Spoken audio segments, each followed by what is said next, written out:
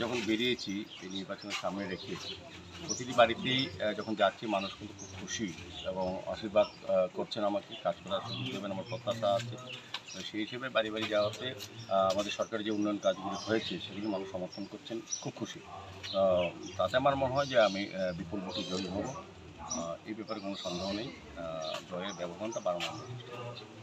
বিশেষ করে মানুষের চাহিদাটা কি, কি চাহিদা, মানে আপনার কাছে চাহিদাটা? না, মূলত এখানে চাহিদা বলতে কিছু না, উন্নয়নের যে কাজ হচ্ছে কেন্দ্রীয় সরকার এবং রাজ্য সরকার ডাবল ইঞ্জিনের যে সুফল তারা পাচ্ছেন, পৌর নিগমের কাজ আমাদের প্রকল্পের মাধ্যমে সব জায়গায় হচ্ছে, আগরতলা, রামনগর, বিভিন্ন ওয়ার্ডে।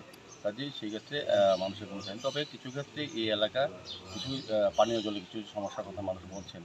তো আমরা বলছি আগামী 2 থেকে 3 মাসের মধ্যে পানীয় জলের সমস্যা মিটবে, কারণ বিজয় কুমার চৌধুরীতে মডিফাইড আইএপি আমাদের বসানোর কাজ প্রায় শেষের দিকে।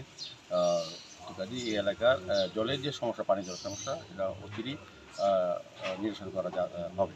সেক্ষেত্রে আমি বলবো আমাকে সাহায্য করার জন্য, আশীর্বাদ করার জন্য আমি রামনগর উন্নয়নের কাজ করব।